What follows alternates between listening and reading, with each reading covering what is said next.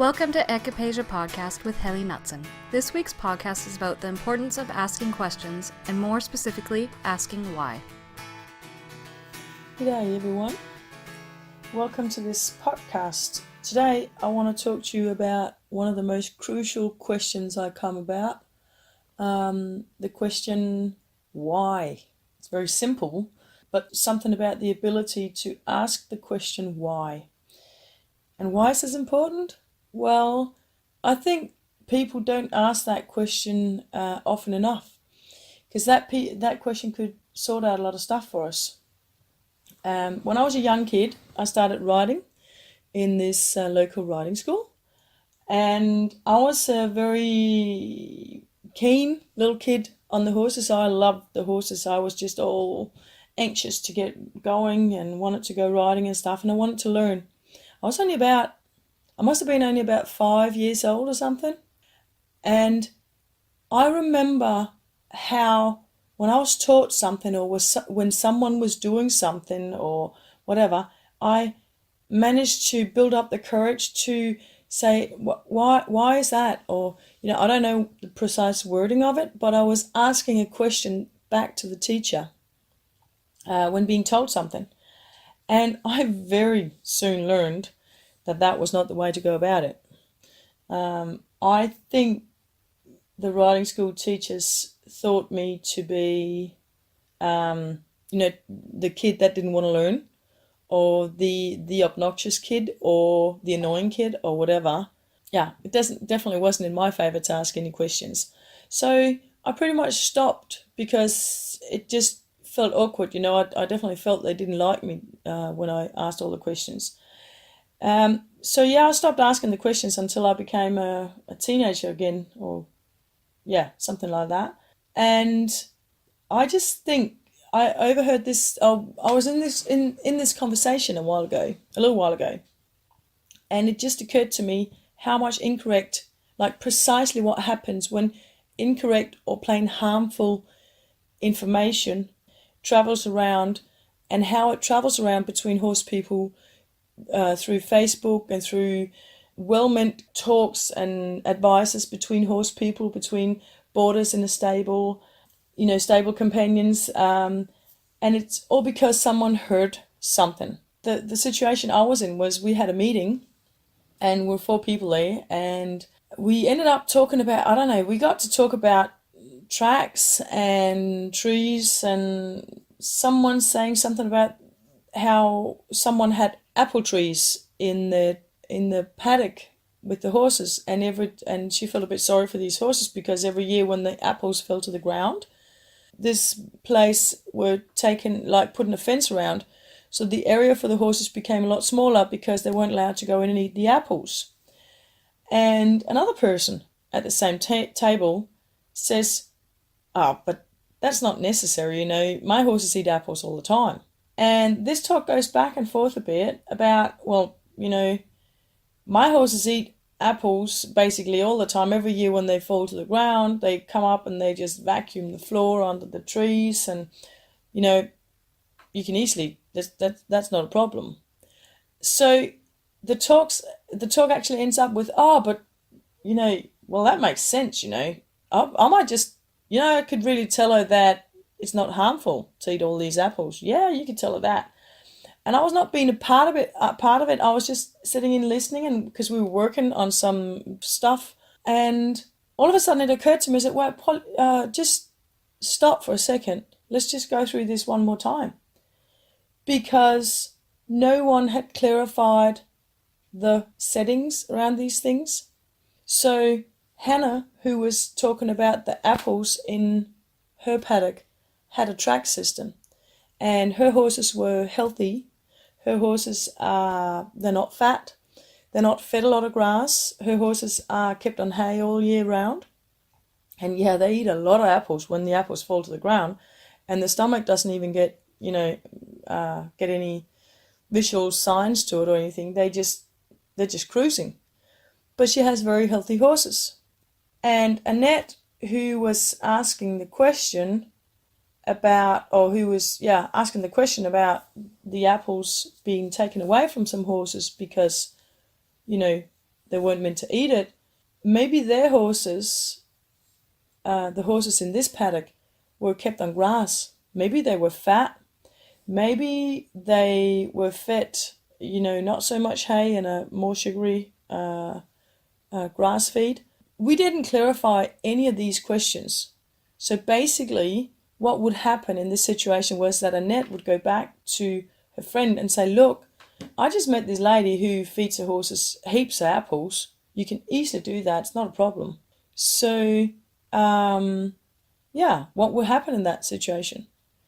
If I'm right and these horses are kept in an ordinary fashion, these horses would most likely get very sick. So you can't really say if horses get sick from apples or not. You can say under these circumstances, a horse can get sick from apples or a horse can get sick from no apples. No one even asked how many apple trees were there. What sort of apples were they? Were they entirely in and how many horses were there to eat the apples? Yeah. So you see how there's a lot of circumstances here that are not paid any attention? It's just the result of it. And it's so it just makes the horse world full of bad advice. So I'm really into asking questions about settings and stuff. I also just did a video, I don't know if it's out yet, but I've just come across this question about if we have poisonous trees in our forest or not. And I often, hear this story about a horse getting crook from something. And again, if you don't know the circumstances, how can you tell if it's that directly made it crook?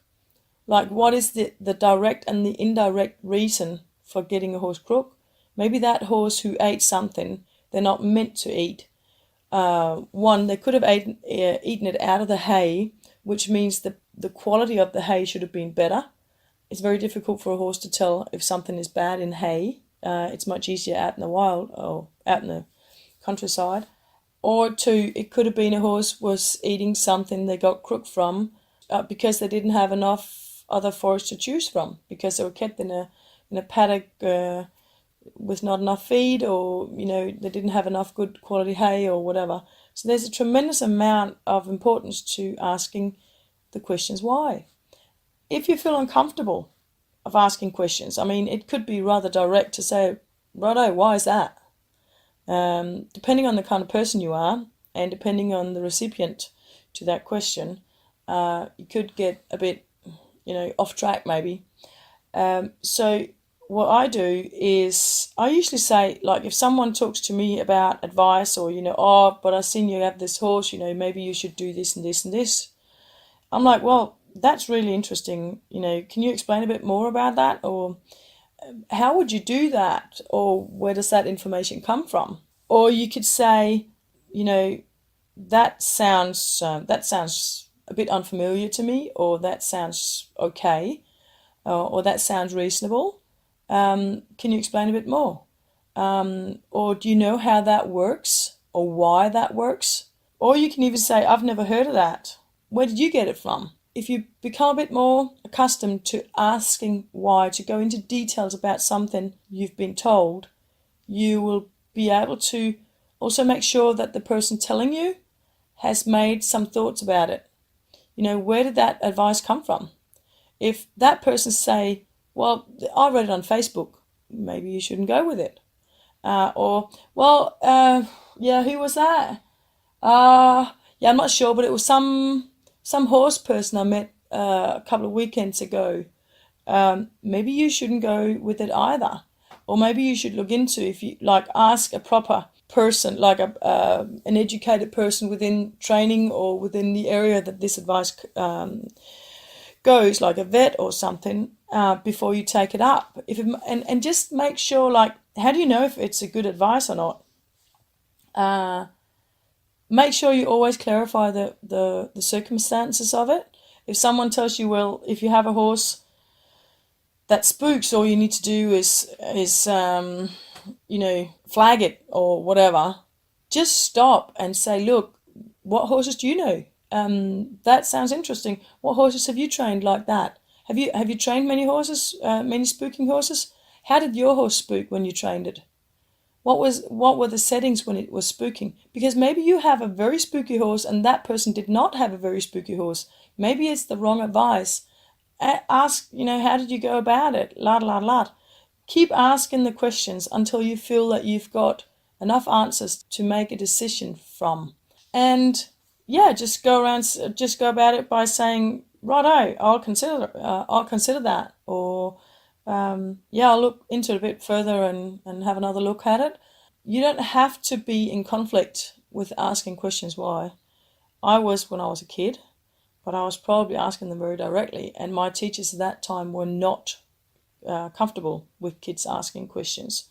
Basically, no matter if you have a horse or if you are an instructor, I don't think there's any difference to it. Just make sure you only ask or you only answer questions. The why too. That's a good rule of thumb, I reckon.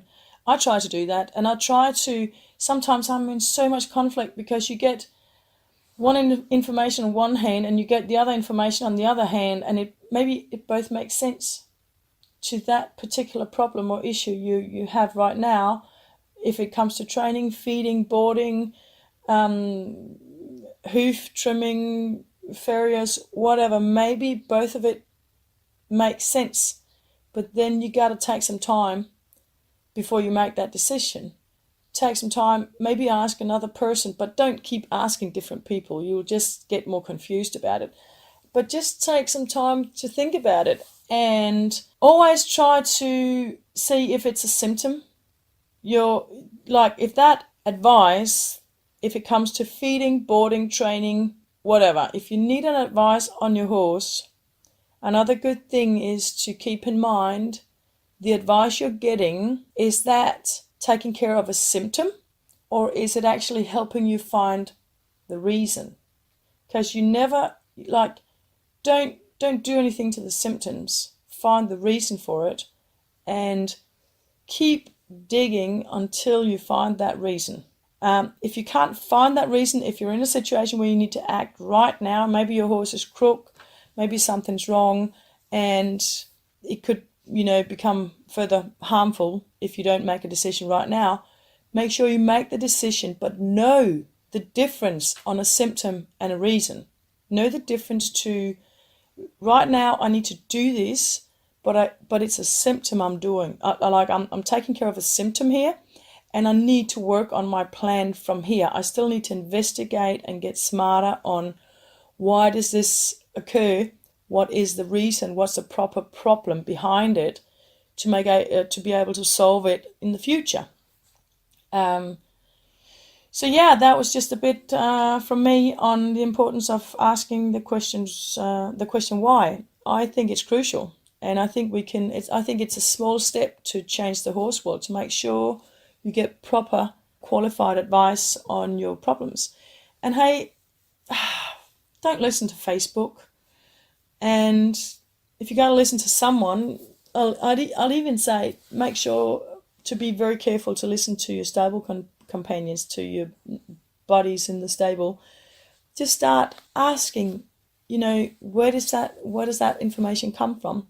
Because then it'll get anyone, and even be bold and ask it to your instructors as well. Like, a professional person should definitely be thankful for getting that question. That means you're a proper student and you want to know the reason why, so you can solve a problem like that on your own in the future.